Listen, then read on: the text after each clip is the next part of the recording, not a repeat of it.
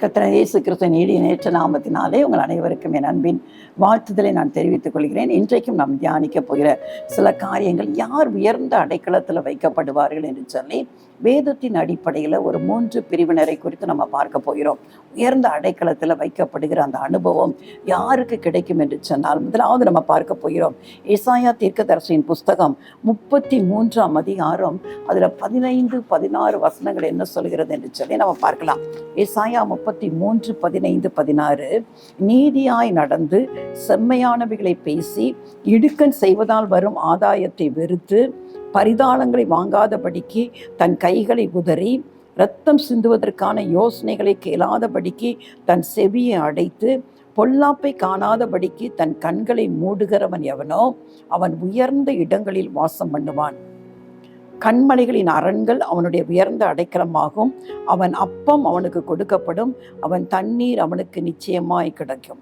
இதில் நம்ம பார்க்கிறோம், யார் உயர்ந்த இடங்களில் வாசம் பண்ணுவான் என்று சொல்லி. சில காரியங்களை செய்யும்போது கர்த்தர் நம்மை உயர்ந்த இடங்களில் வைக்கிறவராய் காணப்படுகிறார். எப்படி நடக்கும்போது என்று வேதம் நமக்கு கற்பிக்கிறது. நீதியாய் நடந்து என்று சொல்லப்படுகிறது. வெளிப்படுத்தின விசேஷம் கடைசி அதிகாரம் சொல்கிறது, அநீதி செய்கிறவன் இன்னும் அநீதி செய்யட்டும், நீதி செய்கிறவன் இன்னும் நீதி செய்யட்டும், பரிசுத்தமாய் இருக்கிறவன் இன்னும் பரிசுத்தமாகட்டும், அசுத்தமாய் இருக்கிறவன் இன்னும் அசுத்தமாய் இருக்கிறட்டும், இதோ நான் சீக்கிரமாய் வருகிறேன் என்று வேதம் சொல்கிறது. நீதி செய்கிறவன், ஒரே நம்ம வாழ்ந்து கொண்டிருக்கிற இந்த காலத்தில் எங்கே பார்த்தாலும் அநீதி காணப்படுகிறது. அநேக இடங்களில் இன்றைக்கு பாருங்க, நீதி என்பதே இல்லை. நீதி இன்றைக்கு விலைக்கு வாங்கப்பட்டு கொண்டிருக்கிறத நம்ம பார்க்கிறோம். அநேக நேரத்தில் சில தீர்ப்புகள் நமக்கு வேதனையை கொடுக்கிறது. இன்னைக்கு அநேக குற்றம் செய்து விட்டு எளிதாக என்ன செஞ்சுறாங்க, சாட்சிகள் இல்லாதபடி அவர்கள் என்ன செஞ்சிருக்கிறாங்க, சட்டத்தின் பிடியிலிருந்து தப்பித்துக் கொள்கிறவர்களாய் பார்க்கிறோம். அநேகர் இப்படி தங்களுடைய வாழ்க்கையில அநீதியான காரியங்களை செய்து விட்டு ஆனால் எளிதாக தப்பித்து கொண்டு கொண்டிருக்கிறதெல்லாம் நம்ம பார்க்கிறோம். நீதியே புரட்டப்பட்டு போய்விடுகிறது போல நமக்கு சொல்கிறது. சில காரியங்களை கண்ணோக்கி போகும்போது ஆண்டவரே, எவ்வளவு அநியாயம் நடந்து கொண்டிருக்கிறது, ஆனாலும் கேட்பார் இல்லையே என்று சொல்லி நம்முடைய உள்ளம் சில நேரம் கலங்குகிறது அல்லவா. ஆனால் வேதம் சொல்கிறது, நாம் அப்படி இருக்கணுமா? நீதியாய் நடக்க வேண்டும். நீதியாய் வேதம் சொல்லுகிறது. கர்த்தர் ஆபிரகாமை பார்த்து சொன்னாரு, நீ எனக்கு முன்பாக நடந்து கொண்டு உத்தமனாயிரு. கர்த்தருக்கு முன்பாக உத்தமமாய் நீதியாய் நம்ம நடக்க வேண்டும். நீதி செய்கிற மனிதராய் இருக்க வேண்டும். நோவாவை குறித்து சொல்லப்பட்டு இருக்கிறது, அந்த நாட்களில் அந்த வாழ்ந்த மக்களிலெல்லாம் நோவா எப்படி இருந்தாரா? நீதிமானா இருந்தார். நீதிமான், ரைட் ஸ்டாண்டிங் வித் காட், ரைச்சஸா வாழ்றது, எந்த பழுக்கற்ற ஒரு நீதி. நமக்கே தெரியும்ல, நம்ம செய்யறது தப்பா சரியா என்று சொல்லி ஒரு சில காரியங்களில் நம்ம நடந்து கொள்கிற முறைகள் சரியாத விதத்தில் இருக்கிறதா என்று சொல்லி நம்முடைய மனசாட்சியை நமக்கு சொல்லும் அல்லவா. நம்முடைய வாழ்க்கையில நம்ம நீதியாய் நடப்போம் என்று சொன்னால், எந்த அநியாயத்துக்கும் நம்ம செவி கொடுக்காதபடி எல்லா காரியத்திலும் நம்ம நீதியாய் நடப்போம் என்று சொன்னால், நம்ம எங்க இருப்போமா? உயர்ந்த இடங்களில் நம்ம வாசம் பண்ணுவோம் என்று சொல்கிறது. அடுத்தது சொல்கிறது, செம்மையானவைகளை பேசி. சங்கீதத்தில் 1ஆம் சங்கீதத்தில் ஒரு வசனம் சொல்லப்பட்டு இருக்கிறது. ஒரு சின்ன பிள்ளைகளுக்கு கூட நம்ம இந்த 1ஆம் சங்கீதத்தை பாராமல் படிக்கும்படி சொல்லுவோம், செம்மையானதை பேசி. ஆனால் சில பேர் என்ன செய்கிறாங்க, துன்மார்க்குடைய ஆலோசனையை நடவாமலும் பாவிகளுடைய வழியில் இல்லாமலும் பரியாசக்காரர் உட்காரும் இடத்துல உட்காராமலும். சில பேர் என்ன செய்வாங்க, எப்போ பார்த்தாலும் பரியாசம் பண்ணிக்கொண்டு மற்றவர்களை கேலி பேசிக்கொண்டு நல்லவங்களை பார்த்தா அவங்களுக்கு சில சமயம் இலக்காரமாய் தோன்றுகிற இந்த உலகத்தில் நம்ம வாழ்ந்து கொண்டு இருக்கிறோம். இப்போ ஒரு ஸ்கூலில் பாருங்கள், ஸ்கூலோ காலேஜஸில் பாருங்கள், ஒரு பிள்ளை நல்ல உண்மையாய் நல்ல பிள்ளையாக இருந்துச்சுன்னா நிறைய உடன் படிக்கிறவர் என்ன செய்வாங்க, அவன் ஏதோ ஒரு தள்ளப்பட்ட மனுஷனை போல் அவனை கருதி எப்பொழுதும் கேலியும் கிண்டமும், பெரிய நீ உத்தமரோ அப்படின்னு சில அடைமொழிகளை சொல்லி கேலி பண்ணுகிறத பார்க்கலாம். அப்படி நல்ல பிள்ளைகள் நிறைய நேரம் அவங்க கூட உடன் படிக்கிற மாணவர்களினால இப்படிப்பட்ட சொல்லுக்கு அவர்கள் ஆளாகிறபடியினால சில பேர் படிக்க செல்வதற்கே அவர்கள் தயக்கம் காட்டுகிறவர்களாய் காணப்படுகிறார்கள் அல்லவா. காரணம் என்ன தெரியுமா? செம்மையாய் நடக்கும்போது நிறைய பிரச்சனைகளை என்ன செய்கிறாங்க, மற்ற மக்கள் கொண்டு வந்து விடுகிறார்கள். ஆனால் வேதம் சொல்கிறது, செம்மையானவைகளை நம்ம பேச வேண்டும். பரியாசமும் வம்பும் புத்தீனமான பேச்சும் தகாதவைகள் என்று வேதம் சொல்கிறது. நம்முடைய வாழ்க்கையில் நம்ம பேசுகிற ஒவ்வொரு வார்த்தையும் எப்படி இருக்குமா? செம்மையானவைகளை பேச வேண்டும். இன்னைக்கு பாருங்க, ஒரு 3-4 பெண்கள் கூடி இருப்பார்கள் என்று சொன்னால் நிறைய நேரம் நம்ம உலகத்துல பார்க்கிறோம், நிறைய நேரம் பார்க்கிறோம், வெளியே உட்காந்து பேசி கொண்டு இருப்பாங்க. ஈவன் நீங்க சபைகளில கூட நீங்க பார்ப்பீர்கள் என்று சொன்னால், வெளியே ஒரு கூட்டம் முடிந்த உடனே சில பெண்களாய் கூடி பேசுவாங்க, கர்த்தரை குறித்தா பேசி கொண்டிருப்பார்கள். இல்லை, வீண் வம்பு வார்த்தைகளை பேசி கொண்டிருப்பாங்க. அடுத்த வீட்டில் என்ன காரியம் நடக்கிறது என்று பேசி கொண்டிருப்பாங்க. தேவையில்லாத மற்ற காரியங்களை குறித்து அதை பற்றி பேசி பேசி மகிழ்ந்து கொண்டு இருப்பாங்க. இப்படிப்பட்ட காரியங்களை செய்கிறவர்களாக நாம் இருக்கவே கூடாது. இல்லாட்டா மற்றவங்கள்ட்ட கோல் முட்டி விடுகிறவர்களாய் காணப்படுகிறவர்களாய் இருப்பார்கள். இல்லாத பிரச்சனையை உருவாக்குறவர்களாய் காணப்படுவார்கள். பேச்சினாலே அநேகர் என்ன செஞ்சிருவாங்க, கீழே விழ தள்ளி விடுவார்கள். ஆனால் வேதம் நமக்கு என்ன சொல்கிறது, நாம் உயர்ந்த இடங்களில் வாசம் பண்ண வேண்டும் என்று சொன்னால் நாம் செம்மையானவைகளை பேச வேணும். நம்முடைய நடை எப்படி இருக்கணும், நீதியாக இருக்கணும். நம்முடைய பேச்சு எப்படி இருக்கணும், செம்மையான பேச்சாக இருக்கணும். அடுத்தது சொல்லப்பட்டிருக்கிறது, இடுக்கண் செய்வதால் வரும் ஆதாயத்தை வெறுக்கிறவர்களாய் வர வேண்டும். இன்றைக்கு உலகத்தில் பார்க்கிறோம் அல்லவா, எத்தனை ஆஃபீஸர்ஸுடைய வாழ்க்கையில், எத்தனை அரசாங்கத்தில் இல்லைன்னா அரசியலில் இருக்கிற எத்தனை பேருடைய வாழ்க்கையில் இன்றைக்கி பார்க்குறோம், இடுக்கண் செய்வதால் யாருக்காவது ஏதாவது ஒரு இடுக்கணை செஞ்சுட்டா அவங்களுக்கு ஏதாவது லாபம் வந்து விடுமா, இவனுக்கு விரோதமாய் நிறைய இன்றைக்காவது இங்கே சோஷியல் மீடியா இருக்கிறதுனால சில காரியங்கள் பார்ப்பீர்கள் என்று சொன்னால் தவறாக பேசப்படுகிறது. யாரை குறித்தாவது தவறான செய்திகள். ஆனால் அந்த தவறான செய்திகளை இன்றைக்கி அவர்கள் விரும்பி நிறைய பேர் பார்க்கிறது நிமித்தம் பாருங்க, அவங்களுக்கு அந்த லைக்ஸ்லாம் கூடுகிறதுனால அவங்களுக்கான அதனால வருமானம் வருகுது. ஆனால் தேவ பிள்ளைகளே, நம்முடைய வாழ்க்கையில் நாம் என்ன செஞ்சுருக்கிறோம், தவறான காரியத்தை நாம் செய்து கொண்டு இருக்கிறோம். இன்றைக்கி எத்தனை யூடியூப்ல நீங்கள் பார்ப்பீங்க என்று சொன்னால் ஒவ்வொரு ஊழியக்காரரை குறித்து, ஒருவேளை கள்ள தீர்க்கதரிசிகள் இருக்காங்க, கள்ள ஊழியக்காரர் இருக்கிறாங்க. ஆனால் உண்மையாய் கர்த்தருக்கு பயந்து நடக்கிற ஊழியர்களை குறித்து கூட இன்னைக்கு எத்தனை தவறான காரியங்கள் அவர்கள் செய்ததை, ஏதாவது ஒரு இடத்துல ஏதோ ஒரு காரியத்தை பேசிட்டாங்க என்று சொன்னால் அதை எடுத்து திரும்ப திரும்ப போட்டு அவருடைய பேரை எவ்வளவு கெடுக்க முடியுமோ அவ்வளவு கெடுக்கிறவர்களை பார்க்கிறோம். தவறான ஒரு இடுக்கண் செய்வதனால் அவர் ஆதாயம், அதில் அவங்களுக்கு ஒரு பெரிய ஆதாயம். நிறைய பேர் அதை பார்க்கறதுனால அவர்களுக்கு அதில் வருமானம் கிடைக்கிறது. இன்னைக்கு சோசியல் மீடியா அதில் ஊழியத்தில் மட்டுமல்ல, இன்னைக்கு அரசியலிலும் அப்படிதான். இதுக்கு எடுத்தாலும் உண்மையே சொல்லாதபடி அவங்க நினைக்கிற மனதில் தோன்றுகிறதெல்லாம் சொல்லி அதனால் வருகிற அநேக ஆதாயத்தை பெற்றுக்கொள்கிற மக்களை பார்க்குறோம். ஆனால் வேதம் நமக்கு என்ன சொல்கிறது தெரியுமா, இடுக்கண் செய்வதால் வரும் ஆதாயத்தை வெறுக்கிறவர்களாய் நாம் காணப்படணும். மூன்றாவது சொல்லுது, பரிதானங்களை வாங்காதபடிக்கு தன் கைகளை உதறி, யாராவது பரிதானம் கொடுக்கணும்னா கைகளை உதறணும், வேண்டாம் வேண்டாம் என்று உதறணும். ஆனால் இன்னைக்கு நம்ம வாழ்ந்து கொண்டிருக்கிற இடம் பரிதானம் இல்லாமல் எந்த காரியமும் செல்லுபடியாக ஆகாத ஒரு இடத்துல வாழ்ந்து கொண்டிருக்கிறோம். ஒருவேளை தலைமை பொறுப்பில் இருக்கிறவங்க உத்தமமாய் நடக்கலாம், ஆனால் கீழே உள்ள அதிகாரிகளை பாருங்க, எந்த காரியத்துக்கு ஒரு சின்ன காரியத்துக்கு போனாலும் இன்னைக்கு லஞ்சம் என்கிற பேரில் கொடுக்காத பட்சத்தில் இன்னைக்கு வேலை நடக்க முடியாத காரியத்தை நம்ம பார்க்கிறோம். எத்தனையோ பேர் இது நிமித்தம் தங்களுடைய காரியங்கள் நிறைவேறாமல் எல்லாம் சரியாக இருக்கிறது, ஆனால் அவங்க லஞ்சத்தை எதிர்பார்க்கிறபடியினாலே அந்த காரியம் செயல்படுத்தப்பட முடியாமல் போய்கொண்டிருக்கிறதெல்லாம் நம்ம பார்க்கிறோம். பரிதானம், இன்னைக்கு பரிதானம் எங்கும் அழிந்து கிடக்கிறது. அது ரொம்ப வேதனையான காரியம் என்ன தெரியுமா, எத்தனை கிறிஸ்தவ அதிகாரிகள் துணிகரமாய் இன்றைக்கு பரிதானத்தை வாங்கி கொண்டிருக்கிறார்கள் தெரியுமா. துணிகரமாய் பேர் கிறிஸ்தவ அதிகாரிகள் தான். எங்களுடைய ஸ்கூலுக்கு ஒரு கிறிஸ்தவ அதிகாரி தான் வந்தார். அவர் வரும்போது என்ன சொன்னார் தெரியுமா, தம்பி சிசிடிவி கேமரா ஏதாவது இங்கே இருக்குதான் அப்படின்னு கேட்டார் ஆஃபீஸ் ரூமில். ஏன்னு சொன்னால் அவர் கையில் வரும்போதே எனக்கு இவ்வளவு ரூபா தர வேண்டும் என்று சொல்லிவிட்டு தான் ஸ்கூலுக்கு இன்ஸ்பெக்ஷனுக்கே அவர் வந்தார். ஆனால் அவர் ஒரு கர்த்தருடைய பிள்ளை. இன்னைக்கு எத்தனையோ பேர் அரசாங்க வேலையில் இருந்து கொண்டு ஆண்டவருடைய நாமத்தை தூஷிக்கப்படும்படியாய் பேரில் கிறிஸ்தவ பேராக இருக்கிறது, ஆனால் அவங்க கேட்பதெல்லாம் லஞ்சமாக இருக்கிறது. ஆனால் அதே உண்மையான அதிகாரிகள் எத்தனை பேர் இருக்காங்க தெரியுமா, நான் ஒரு கிறிஸ்தவன், நான் வாங்க மாட்டேன்னு சொல்லும்போது அது ஆண்டவருடைய நாமம் மகிமைப்படும் அல்லவா. இதை கேட்டுக்கொண்டிருக்கிற அருமையான தேவ பிள்ளைகளே, ஒரு வேளை நீங்களும் பரிதானங்களை வாங்கி கொண்டிருப்பீர்கள் என்று சொன்னால் உங்கள் குடும்பத்திற்கு அது நிமித்தம் சாபம் தான் வரும். இன்றைக்கு ஒப்பு கொடுங்க, வேண்டாம், அந்த பரிதானத்தினால வருகிற எந்த சம்பாத்தியமும் எனக்கு வேண்டாம். ஆனால் நீங்கள் உண்மையாக ஒரு உத்தம அதிகாரியாக இருப்பீர்கள் என்று சொன்னால், நான் கிறிஸ்தவன் அதனால் நீங்கள் நான் வாங்க மாட்டேன் என்று சொல்வீர்கள் என்று சொன்னால் கர்த்தர் நிச்சயமாய் உங்களை உயர்ந்த அடைக்கலத்தில் வைப்பார், உயர்ந்த அடைக்கலத்தில் வைப்பார். கர்த்தர் உங்கள் வாழ்க்கையை ஆசீர்வதிப்பார். அதனால் பரிதானத்தை வெறுத்து விடுங்கள், பரிதானத்தை வெறுத்து விடுங்கள்.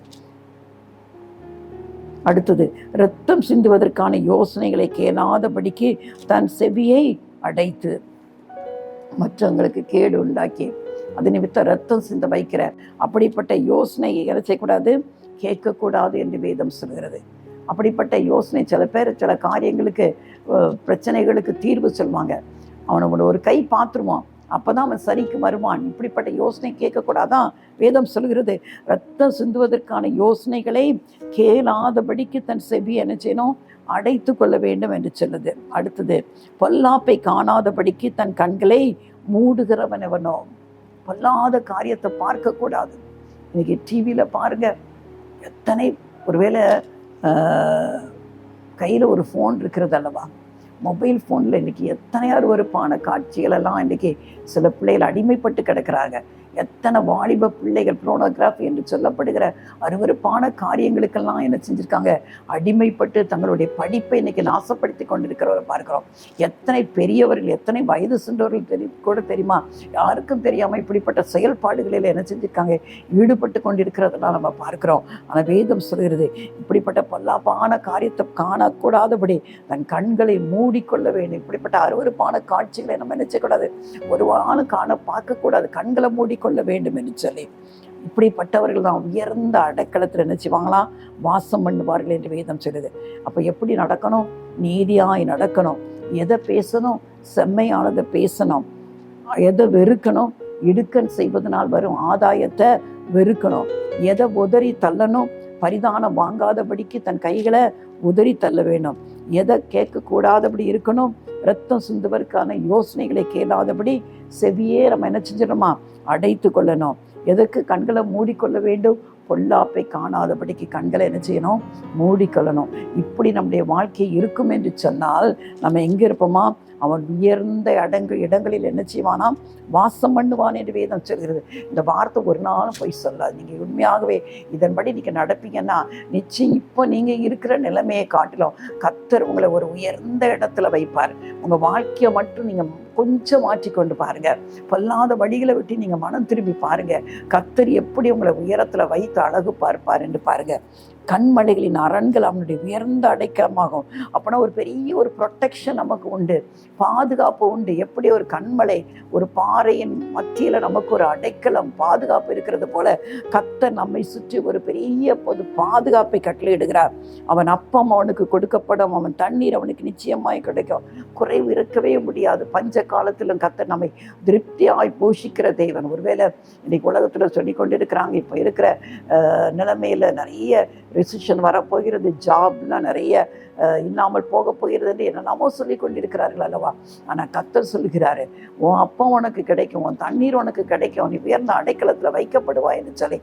நம்முடைய வழிகள் தான் மாற வேண்டும். நம்முடைய வழிகளை மாறும்போது கர்த்தர் நம்ம இப்படிப்பட்ட உயர்ந்த இடங்களில் அவர் வாசம் பண்ணுவதற்கு கர்த்தர் நமக்கு உதவி செய்கிறார். ரெண்டாவது யார் அப்படிப்பட்ட இடத்துல இருப்பாங்கன்னா, சங்கீதக்காரன் எழுதுகிறார். சங்கீதம் 91 சங்கீதம் 14 வசனம் சொல்கிறது, அவன் என்னிடத்தில் வாஞ்சையாய் இருக்கிறபடியால் அவனை விடுவிப்பேன், என் நாமத்தை அவன் அறிந்திருக்கிறபடியால் அவனை உயர்ந்த அடைக்கலத்தில் வைப்பேன் என்று கர்த்தர் சொல்கிறான்.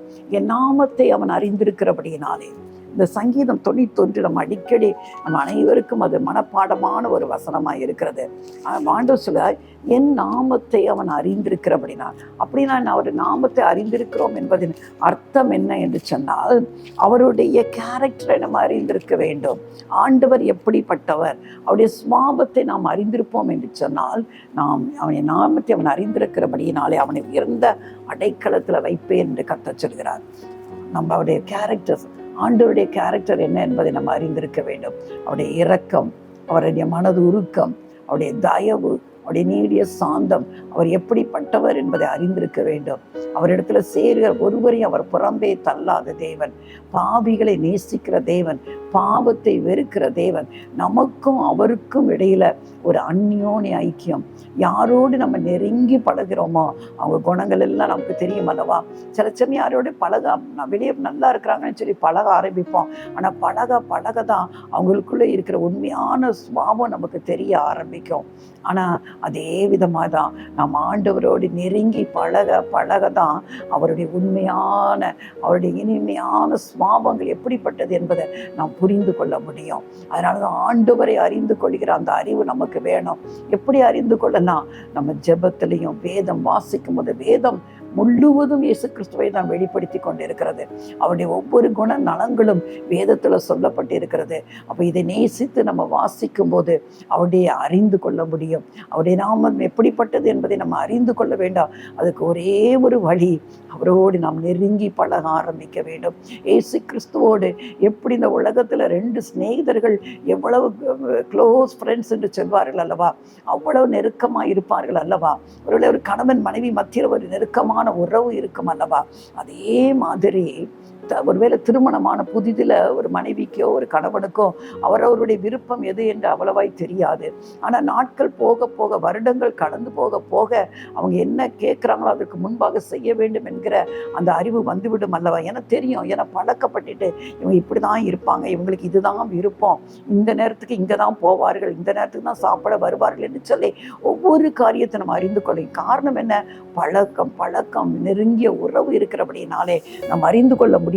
அதே மாதிரிதான் ஆண்டவரை நம்ம அறிந்து கொள்ள வேண்டும் என்று சொன்னால் அவருக்கும் நமக்கும் அப்படிப்பட்ட நெருங்கிய உறவு இருக்க வேண்டும்.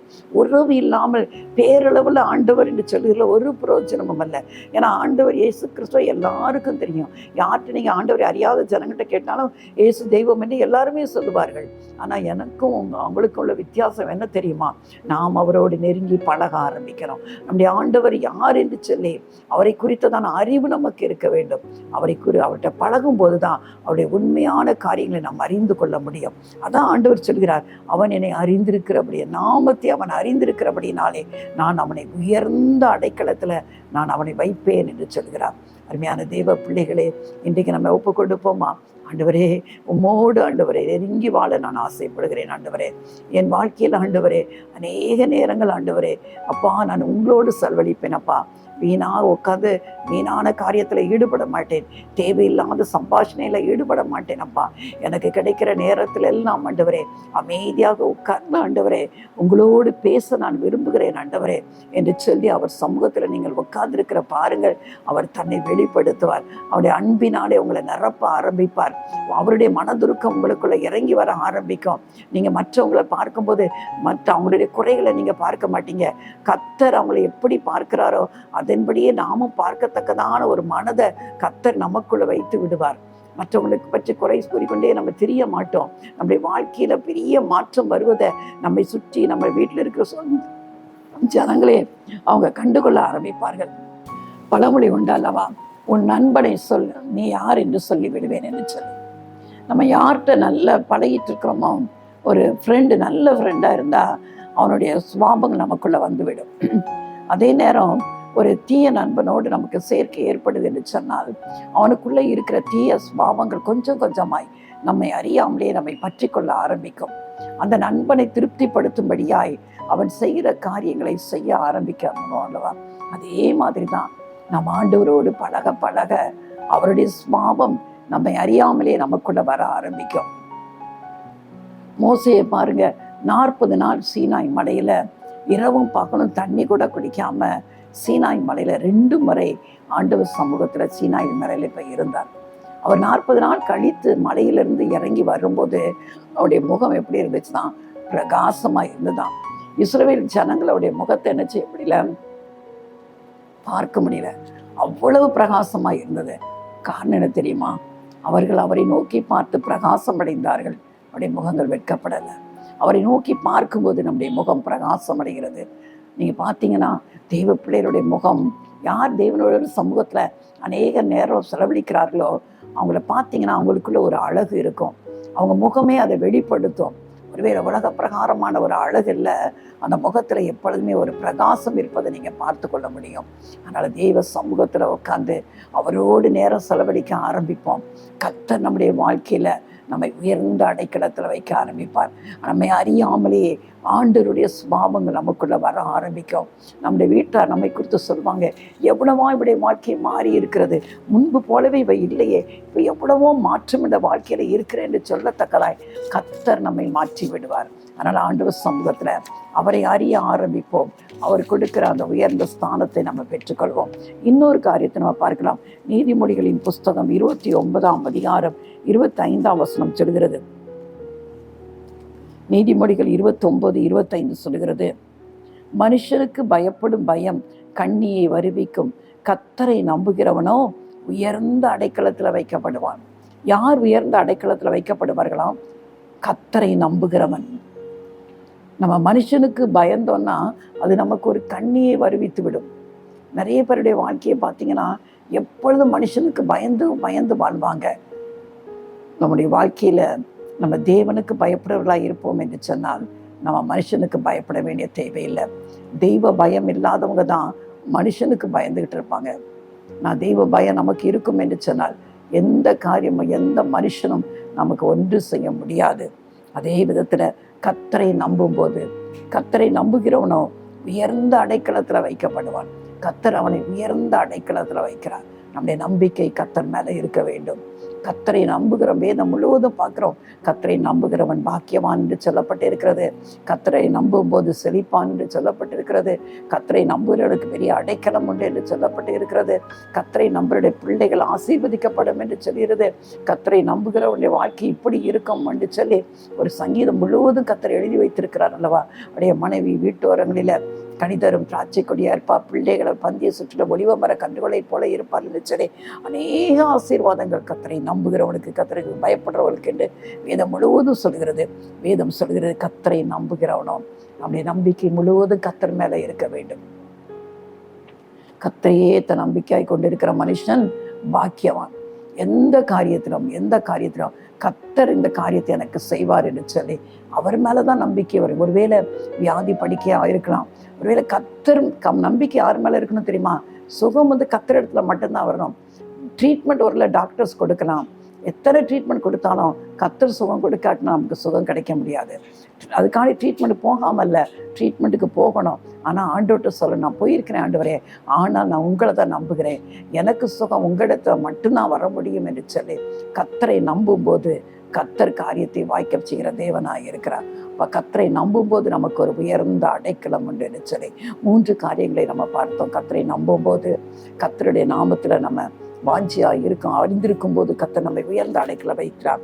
ஏசாயா 33 சொல்லும்போது, சில காரியங்கள் நீதியாக நடந்து செம்மையானவதை செய்து பரிதாபத்தை வெறுத்து கைகளை உதறி பொல்லாப்பை காணாதபடி கண்களை மறைத்து கொண்டு ரத்தம் சிந்துவதற்கான யோசனைகளை கேட்காதபடி செவியை அடைத்து கொண்டு இப்படிலாம் நம்ம வாழும்போது கர்த்தர் நம்மை உயர்ந்த இடங்களில் கர்த்தர் நம்மை வாசம் பண்ண வைக்கிற தேவனாக இருக்கிறார். அதனால் இதில் சொல்லப்பட்ட காரியத்தின்படி நம்ம நடக்க ஒப்பு கொடுக்கும்போது இப்போ நம்ம இருக்கிற ஸ்தானத்தை விட கர்த்தர் நம்மை உயர்ந்த இடங்களில் கொண்டு போக வல்லமை உள்ளவராக இருக்கிறார். வேறு எந்த காரியமும் நம்மை உயர்த்த முடியாது, கர்த்தர் மட்டுமே நம்மை உயர்த்த முடியும். அதனால் அவர் கரத்தில் நம்மை ஒப்பு கொடுத்து நம்முடைய வாழ்க்கையை சீர்தூக்கி பார்த்து குறைவானதை கர்த்தர் கரத்தில் ஒப்பு கொடுத்து நாம் நிறைவாய் வாழும்போது கர்த்தர் நம்மை உயர்ந்த இடங்களில் வாசம் பண்ண வைக்கிற தேவனாக இருக்கிறார். கண்களை மூடி நம்ம ஜெபிக்கலாமா? பரிசுத்த தகப்பனே, ஆண்டவரே, இன்றைக்கு நாங்கள் கேட்ட வேத வார்த்தையின்படி அநேக காரியங்களை நாங்கள் செய்ய வேண்டும், அநேக காரியங்களை செய்யக்கூடாது என்று சொல்லி அப்பா வேதத்தின் அடிப்படையில் எங்களுக்கு கற்றுக் கொடுத்தீங்க ஆண்டவரே. தகப்பனே அப்பா, நாங்கள் உயர்ந்த இடங்களில் வாசம் பண்ணுவதற்கு ஆண்டவரே எங்கள் வாழ்க்கையை நீங்கள் நீதியாய் செம்மையானதாய் கர்த்தாவே அப்பா இரத்தம் சிந்தலை வெறுக்கிற காரியங்களை பொல்லாப்பை காணாதபடி இடுக்கன் செய்வதனால் வருகிற ஆதாயத்தை நாங்கள் தேடாதபடி வாழ உதவி செய்யுங்கப்பா. அது மட்டுமல்ல, உங்கள் நாமத்தை நாங்கள் அறிந்திருக்கிறபடினாலே என்று சொல்லப்பட்டிருக்கிறதாப்பா. எவ்வளவுக்கு எவ்வளோ நாங்கள் உங்களோடு நெருங்கி பழக ஆரம்பிக்கிறோமோ அந்த தெய்வீக சுவாபங்கள் ஆண்டவரே எங்களுக்குள்ள வந்துவிடமே ஆண்டவரே. கர்த்தரோடு பழக ஆண்டவரே, கர்த்தர் எங்களை உன்னதங்களில் வாசம் பண்ண வைக்கிறீர் ஆண்டவரே.